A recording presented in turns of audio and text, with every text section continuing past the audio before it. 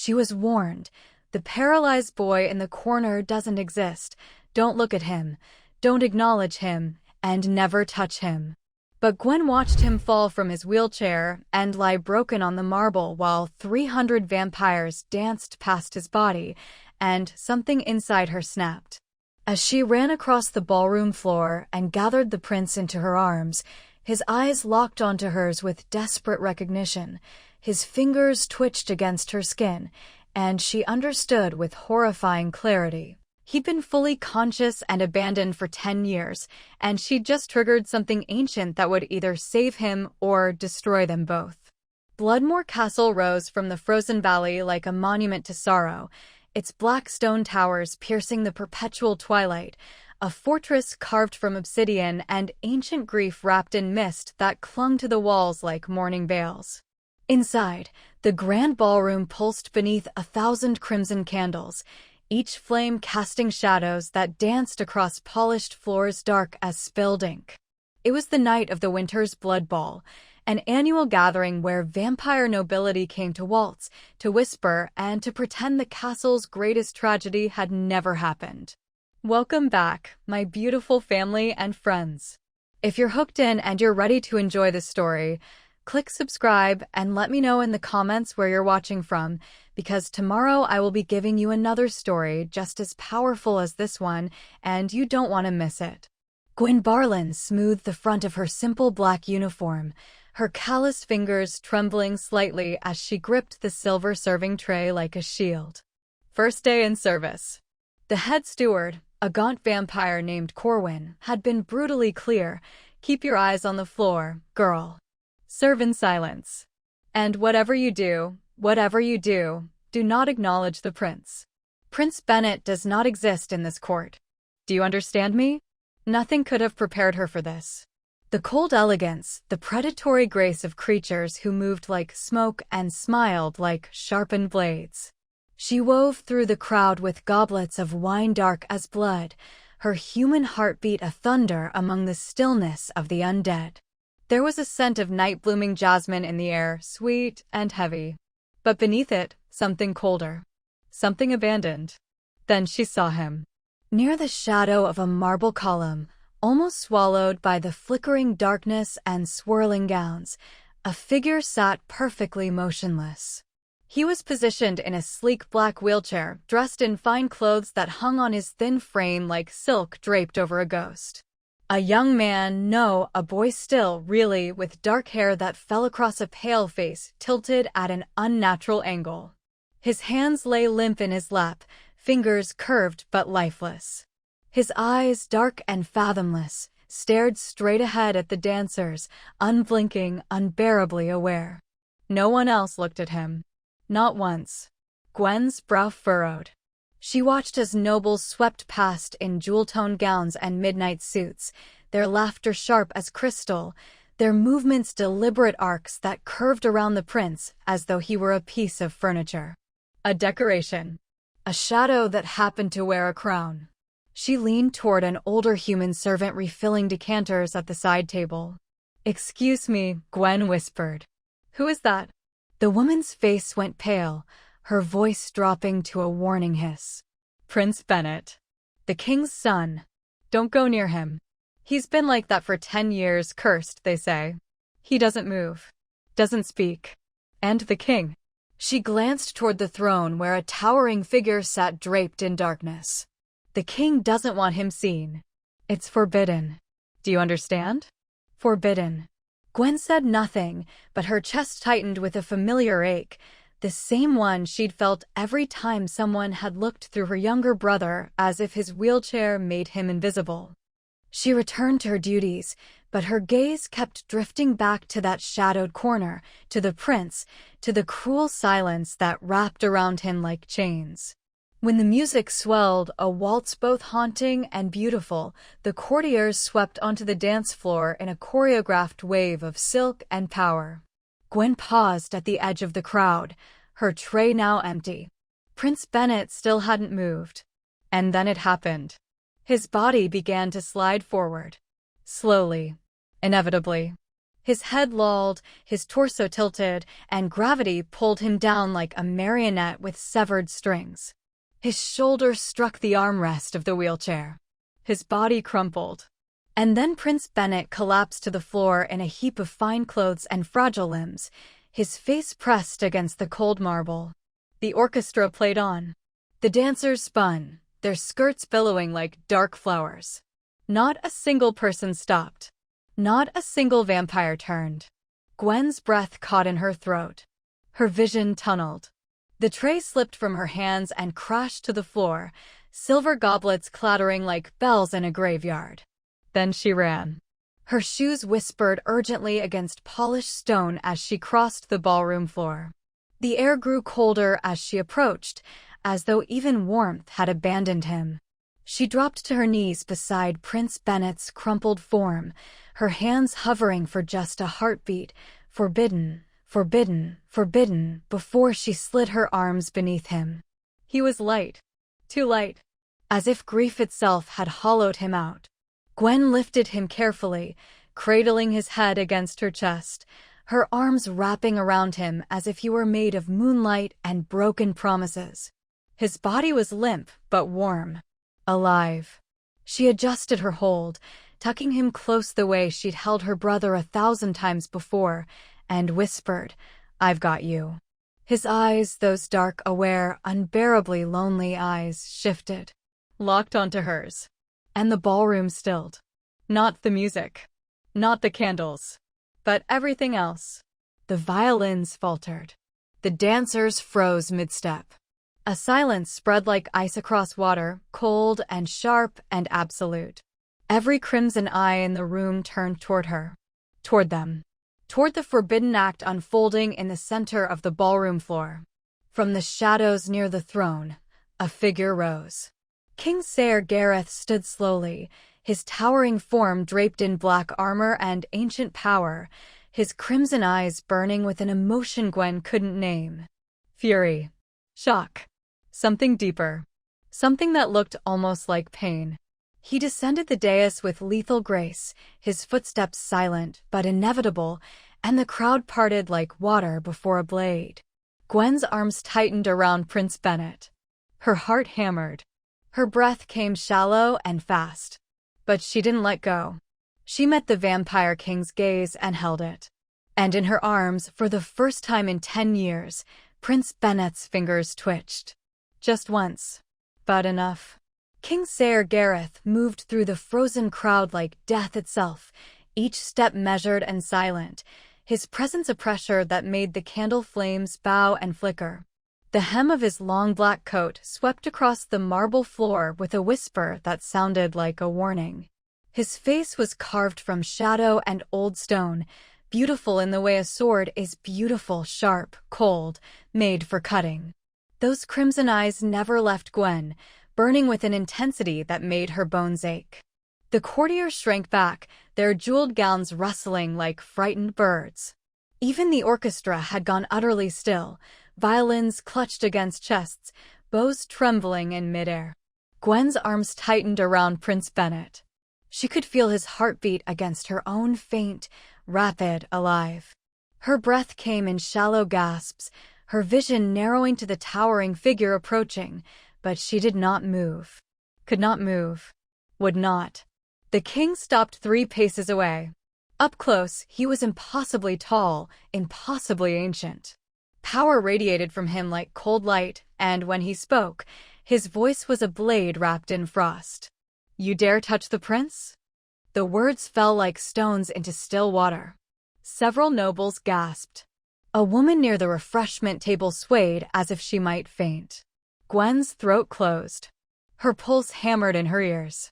Every instinct screamed at her to lower her eyes, to release the prince, to beg forgiveness and pray for mercy. But she thought of her brother, of all the times strangers had looked through him as if he were glass. Of the loneliness that carved itself into a person when no one would meet their eyes. She lifted her chin and met King Ser's gaze. He fell, "Your Majesty." Her voice shook, but it did not break. Someone had to care. The silence that followed was absolute. A held breath. A stopped heart. The king's expression shifted, something flickered behind that mask of controlled fury, something that looked almost like shock. Or recognition. Or pain so old it had calcified into rage. Someone had to care, he repeated softly, and the words sounded strange in his mouth, as if he'd forgotten their meaning. Gwen felt the weight of every crimson eye in the ballroom pressing down on her. But she also felt something else, a shift in the air, a tremor of warmth against her chest where Prince Bennet's head rested. She glanced down. His eyes were still locked on hers, but something had changed. The terrible emptiness, the drowning loneliness, it had cracked. Beneath it, fragile as dawn, was something she hadn't expected to see. Hope. His lips parted, just slightly. No sound emerged, but his eyes glistened with unshed tears, and his fingers that had been limp and lifeless, twitched once more against her arm. Deliberate. Purposeful. A touch that felt like a plea, don't let go. The candlelight seemed to brighten. Or perhaps it was something else, something deeper, a pulse of ancient magic stirring after a long sleep, reaching out like a hand in the dark, searching. And finding, in Gwen's stubborn compassion and her refusal to look away, the one thing it had been waiting for. A heart pure enough to see past the prison. A soul brave enough to witness what everyone else had abandoned. The curse, ancient and binding and cruel, recognized her. And it began, at last, to break. Gwen woke to gray dawn light filtering through a cracked window and the ache of stone beneath her spine. She'd been moved from the servants' quarters, 3rd floor, narrow beds but warm, to a storage room in the lower levels that smelled of old leather and tallow. Her few belongings had been deposited in a heap beside a straw pallet thin as parchment. She was alive. That much was a mercy she hadn't expected. But when she emerged for morning duties, the other servants turned their backs. Conversations stopped mid-sentence when she approached. The cook wouldn't meet her eyes when assigning her to scrub the scullery drains. Even Corwin, the head steward, simply pointed to a bucket and mop without a word, his gaunt face hard as marble. She'd broken the unspoken rule, touched the untouchable, and now she was marked. Gwen spent the morning on her knees, scrubbing grease from flagstones in the castle's bowels, her hands raw and red. No one spoke to her. No one came near. She might as well have been a ghost herself. It wasn't until midday, when she was emptying a bucket of filthy water into the courtyard drain, that a voice finally broke the silence. "You're either very brave or very foolish, girl." Gwen turned to find an elderly woman watching her from the shadow of the kitchen archway. She was human, one of the few, with silver hair pinned in a neat bun and eyes the color of weathered oak. Her hands were gnarled from decades of work, but her posture was straight, dignified. "Mira," the woman said, offering no hand, only her name. "I've served this house for 40 years. Long enough to know when someone stepped into a story they don't understand." Gwen set the bucket down carefully. "Then maybe you could help me understand it." Mira studied her for a long moment, then gestured toward a stone bench half hidden by overgrown rose vines. They sat, and the old woman's voice dropped low, as if even the walls had ears. Queen Marin was a powerful witch. Beautiful, brilliant, beloved. 10 years ago, a dark coven attempted a blood ritual to shatter the kingdom's wards, an attack meant to leave blood more vulnerable, broken. The queen intercepted it. Alone. Myra's fingers twisted in her apron. She cast a protection spell so vast, so consuming, that it saved the castle, the king, the court.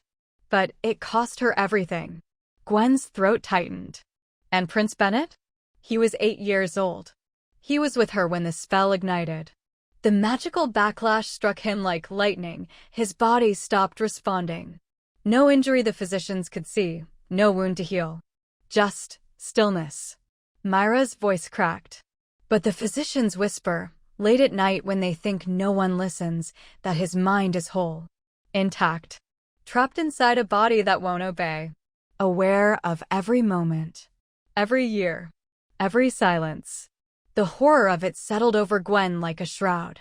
10 years. A decade of consciousness locked in paralysis, surrounded by people who pretended he didn't exist. Mira leaned closer, her weathered face drawn with sorrow. The king couldn't save his wife. He held her as she died, and he hasn't been the same since. Some say he can't bear to look at his son because the boy has her eyes, her exact eyes. Every glance is a reminder of what he lost. Her voice dropped to barely a whisper. Others say the king believes Bennet is better off released. That keeping him alive like this is cruelty disguised as mercy. Gwen's blood went cold. Released? Myra's silence was answer enough. The old woman stood slowly, brushing dust from her skirts. You touched him. The whole court saw. Whatever happens next, girl, you've set something in motion that hasn't moved in 10 years. She walked away, leaving Gwen alone with the truth settling like frost in her chest. The prince wasn't just paralyzed. He was waiting to be erased.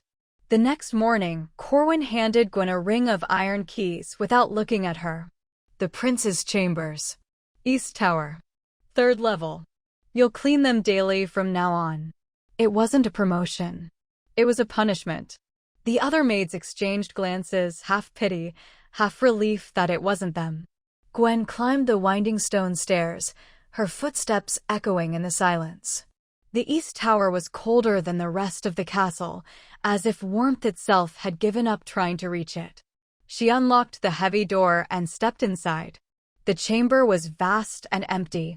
Rich carpets, a 4-poster bed with untouched silk sheets, shelves lined with books that no one read.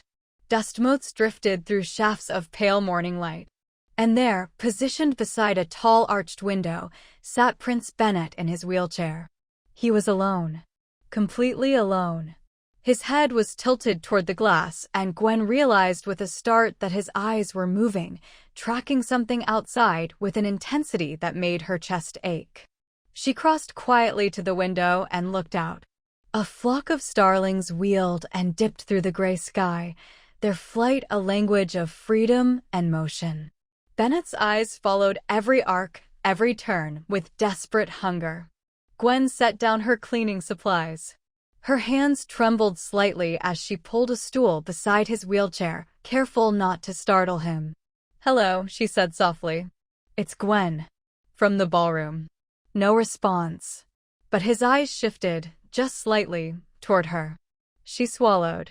"The birds are beautiful today, aren't they? Starlings. My mother used to say they fly like scattered thoughts trying to find their way home." She paused, feeling foolish. But something about the way he'd looked at her in the ballroom, that flicker of hope, kept her talking. "There's a big one in front. I think he's showing off. And that smaller one keeps drifting to the edge like she's not sure she belongs with the group, but they keep circling back for her. They don't leave her behind." She described the sky, the movement, the patterns. And then, tentatively, she asked, "Do you like watching them?" His eyes moved. Down, then up again. Deliberately. Gwen's breath caught. She leaned forward, her heart pounding. Once for yes. Down. Up. A single, unmistakable blink. Twice for no. Down. Up. Down. Up. Oh gods. Her hands flew to her mouth. "Can you hear me? Can you understand everything I'm saying?" One blink. "Have you been aware this whole time?" "All 10 years. One blink. And then tears began to stream down his face. Not sobs, his body couldn't manage that, just silent, steady rivers of grief and relief and recognition. His eyes stayed locked on hers, and in them she saw an ocean of words he couldn't speak, years of isolation, of being looked through, looked past, forgotten while still breathing. The only part of him that still obeyed his will was weeping. Gwen's own tears came hot and fast. She reached out slowly, carefully, and took his limp hand in both of hers. It was cool but alive, and she held it as if it were made of something precious. "Then I'll be your voice," she whispered, her words fierce despite the tears. "I'll make them see you. I promise." His fingers twitched against her palm. Once. Yes. King Sayer Gareth stood in the shadowed alcove across from his son's chambers, where a gap in the ancient stonework allowed him to see without being seen. He had stood there every day for the past week, watching. The human girl, Gwen, sat cross-legged on the floor beside Bennet's wheelchair, a leather-bound book open in her lap. Her voice carried through the stillness, warm and animated as she read a passage about a knight who'd gotten his armor stuck in a doorway and had to be buttered out by an embarrassed squire. She read with theatrical flair, changing her voice for each character, adding sound effects that were utterly undignified. And Bennet's eyes, Marin's eyes, that devastating shade of dark amber, crinkled at the corners. Not a smile his face could form, but the ghost of one. The echo of joy trapped behind paralysis, but unmistakably alive. Sayer's chest constricted. Gwen set the book aside and produced a silver-backed brush, the kind used for formal grooming. Your hair's gotten tangled again. The maids who dress you in the morning don't pay attention. But I do.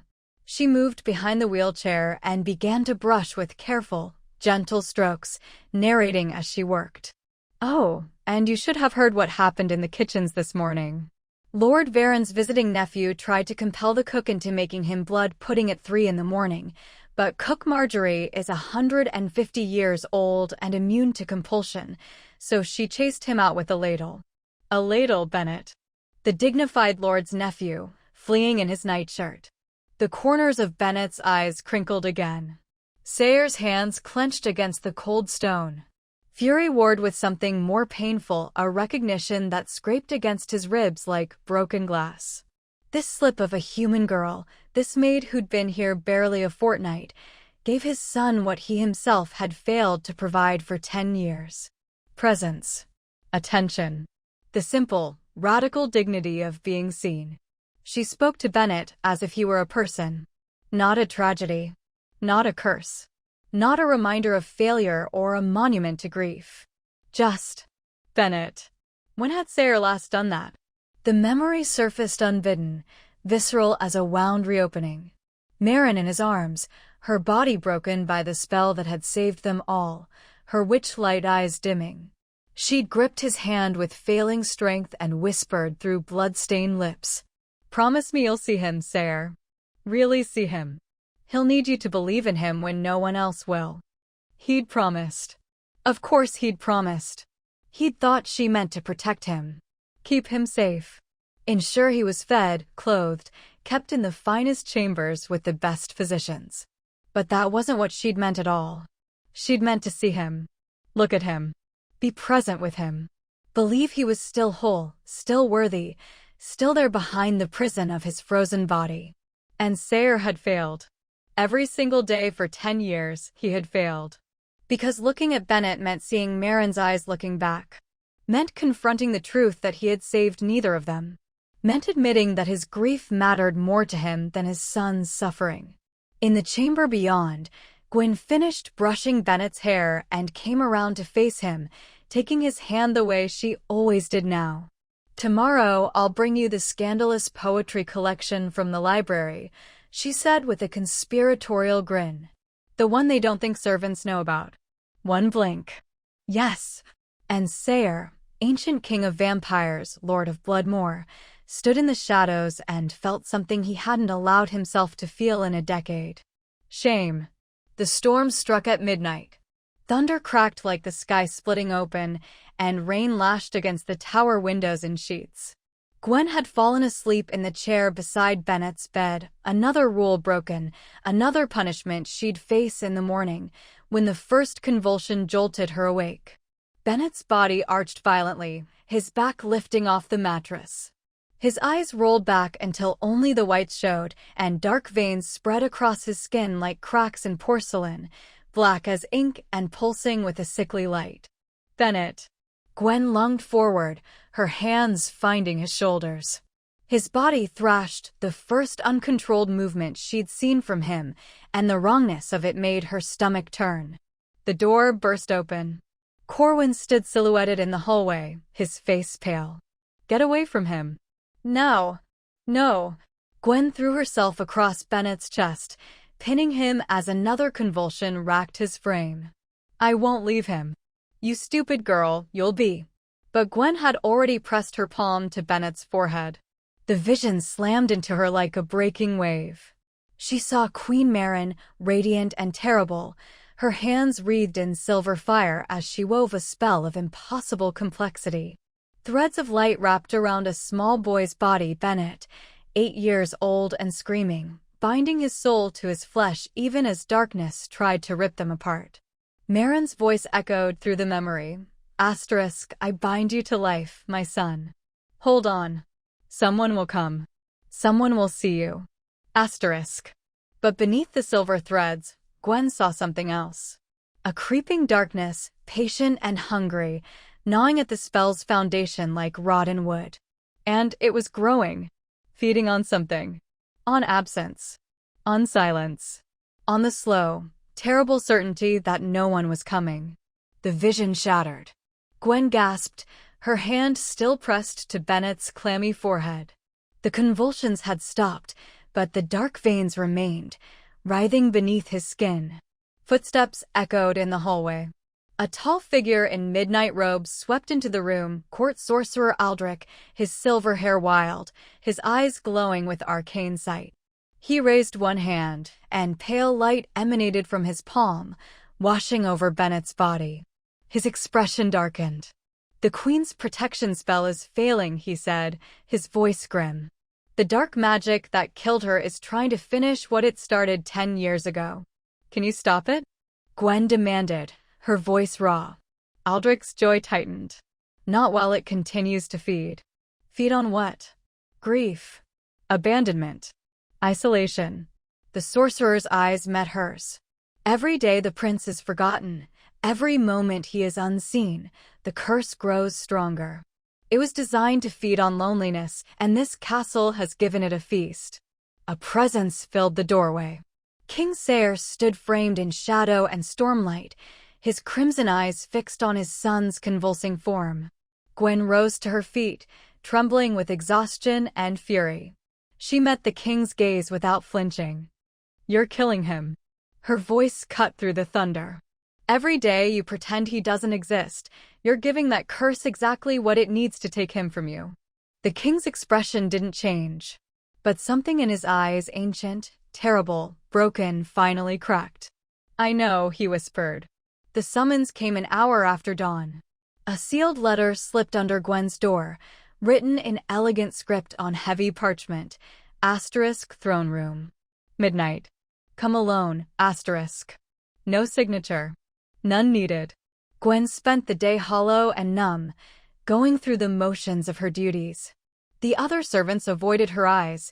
They knew what a midnight summons from the king meant. Mira pressed a small silver charm into her hand without a word, the kind meant to give courage to the dying. When the castle bells tolled 12, Gwen climbed the grand staircase with legs that felt like lead. She'd worn her cleanest dress. If she was going to die, she'd do it with what dignity a maid could muster. The throne room doors stood open, spilling golden candlelight into the darkened hall. Gwen stepped inside and froze. King Sayre Gareth knelt on the floor before an enormous portrait. Queen Maren gazed down from the canvas, captured in oils and starlight, breathtakingly beautiful, with dark amber eyes that seemed alive, a smile that held both warmth and wild power. She wore a gown of deep green, and her hand rested over her heart in a gesture that looked like a promise. The king's forehead pressed against the portrait's ornate frame. His shoulders, usually so rigidly straight, curved inward. And Gwen realized with a shock that shook her to her core. He was weeping. "Your Majesty," she whispered. Sayre didn't move. When he spoke, his voice was raw, stripped of all its terrible authority. "I see her every time I look at him." His hand reached up, fingers trembling as they traced the painted curve of Maren's face. Her eyes. Her smile. Her brilliance. The way she laughed at things that shouldn't have been funny. The way she saw goodness in everyone, even in me. His voice broke. "And I see my failure. I couldn't save her. I couldn't save him." "What kind of king?" He drew a shuddering breath. What kind of father am I? Gwen's throat tightened. She'd expected rage, judgment, execution. Not this. Not a centuries-old vampire king shattered on the floor like any grieving man. She moved slowly across the marble floor and knelt beside him, close but not touching. One who's still breathing, she said quietly. One who still has a chance to choose differently. She looked up at Queen Marin's painted face, at those amber eyes so like Bennet's. Your son doesn't need you to save him from the past, Your Majesty. He needs you to fight for his future. The silence stretched between them, broken only by the guttering candles. Then Sayre lifted his head. His crimson eyes were wet, ancient and lost, and achingly human in that moment. He looked at Gwen as if seeing her for the first time, not as an insubordinate servant, but as someone who had done what he could not. Tell me about my son, he said, his voice barely above a whisper. Tell me who he is now. And for the first time in 10 years, King Sayre Gareth chose to listen.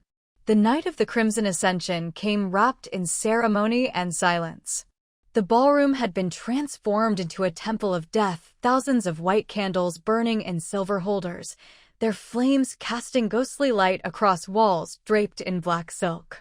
The vampire court assembled in concentric circles, dressed in morning crimson and midnight black, their faces solemn masks.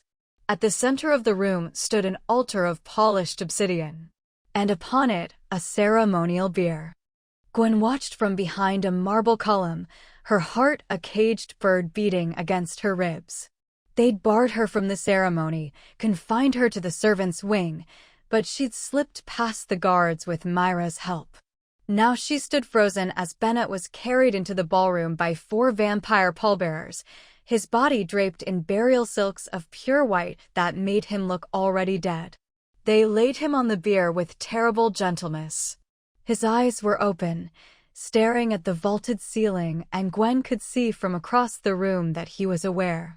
Trapped. Waiting. King Sayre ascended the altar steps. He wore robes of deep crimson trimmed in black, and in his hands he carried an ancient blade silver etched with runes that seemed to drink the candlelight. His face was a mask carved from stone, but his hands trembled almost imperceptibly. The court sorcerer Aldrich began the incantation, his voice resonating through the chamber. We gather to grant mercy to one who suffers. To release a soul bound to a prison of flesh.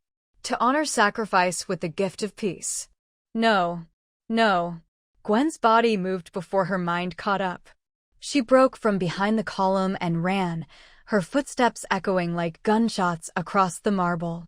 Guards lunged for her, but she was small and quick and desperate.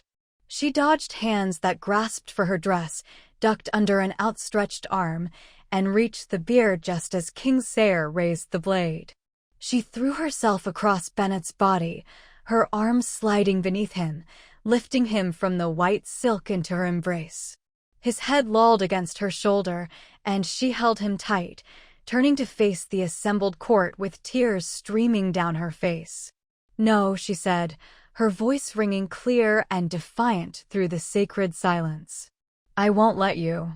I won't let any of you pretend he's already gone.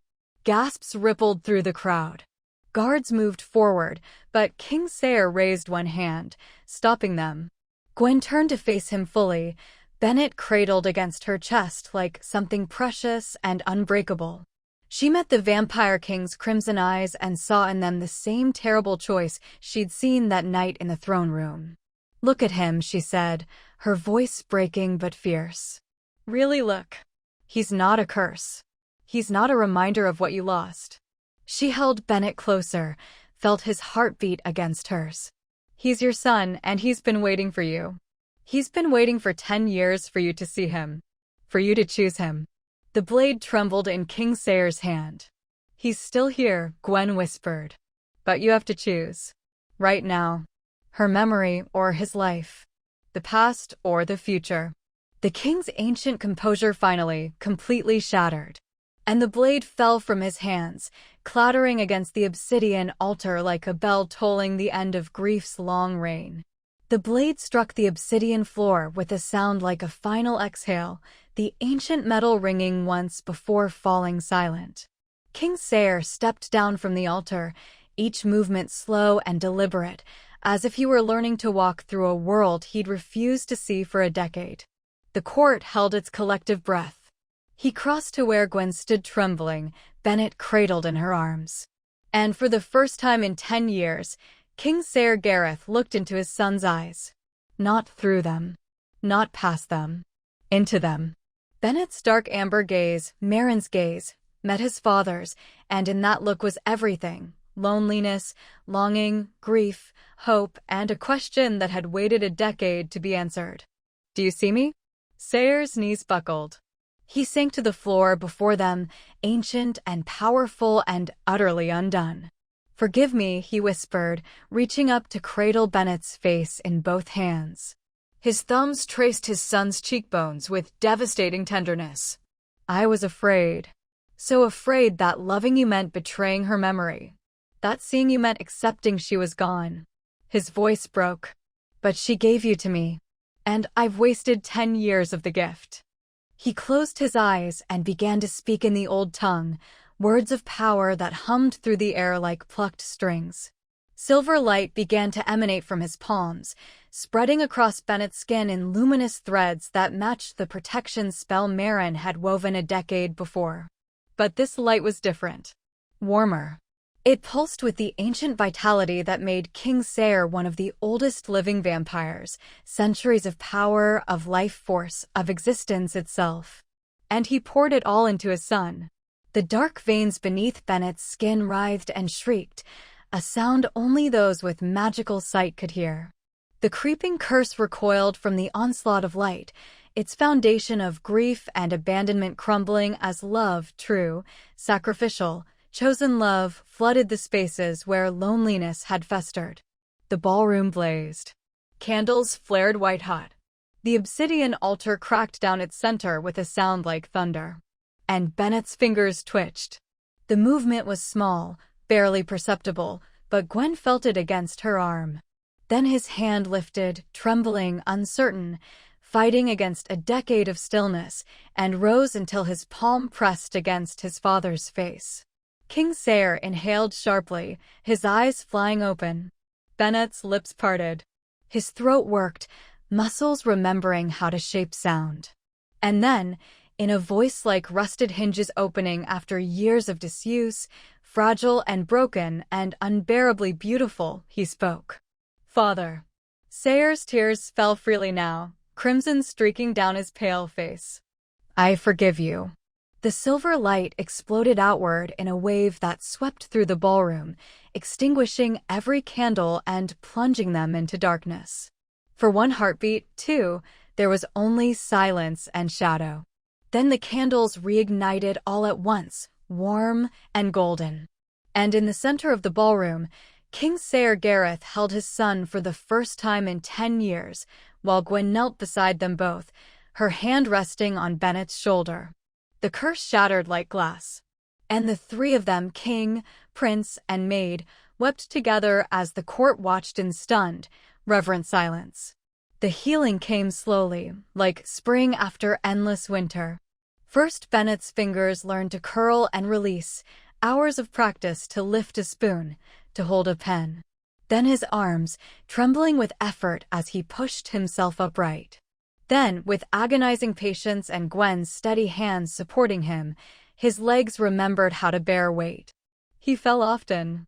Each time, Gwen was there to catch him, and increasingly, so was his father. Music returned to Bloodmore Castle. Not the hollow, performative melodies of court obligation, but real music, laughter in the corridors, conversations that weren't whispered in fear, the sound of a young man's voice reading poetry aloud in the tower room while his father listened from the doorway. The castle exhaled a breath it had held for a decade and became, finally, a home. 1 year to the day after Gwen had first lifted Prince Bennet from the ballroom floor, the winter's blood ball convened again. But this time, when the doors opened and the court assembled beneath the crystal chandeliers, 3 figures stood at the center of the room. Prince Bennet Gareth, lean and still fragile but undeniably alive, leaned on an ornate cane carved from silverwood. His burial silks had been replaced with midnight blue velvet that brought out the amber warmth of his eyes. On one side stood King Shatter, his hand hovering protectively near his son's elbow. On the other stood Gwen, no longer in a maid's uniform but in a simple gown of deep green, the same shade Queen Maren had worn in her portrait. The orchestra began to play. King Shatter turned to his son and extended his hand, palm up, an invitation. "May I have this dance?" Bennet smiled, a real smile, bright and unburdened and absolutely radiant, and placed his hand in his father's. "You may." They moved slowly across the polished floor, each step careful and deliberate. Bennet's legs trembled with effort, but he didn't fall. When he stumbled, both Shatter and Gwen were there to steady him, their hands a network of support and love. Then Gwen joined them fully, and the three moved together in a slow waltz that defied every rule of court protocol: king, prince, and maid, not as titles or stations, but as three souls who had chosen to see each other truly. Around them, hesitantly at first, then with growing warmth, the court joined in. Nobles who had looked away for a decade now smiled as they passed the unlikely trio. The ballroom filled with movement and light, and for the first time in 10 years, Bloodmore Castle felt alive. Gwen leaned close to Bennet, her voice soft beneath the music. "You're extraordinary. I hope you know that." Bennet's eyes, his mother's eyes, shone with life and mischief and hard-won joy. "I know," he said, his voice still rough but growing stronger every day. "You showed me." In the shadows near Queen Maren's portrait, where candlelight flickered against painted eyes, something shifted. A warmth. A presence. A mother's love finally at peace. Her protection spell had always required one thing she couldn't give from beyond death, someone with a pure heart to see her son as he truly was. Gwen had been that heart. And in seeing Bennet, she'd saved them all.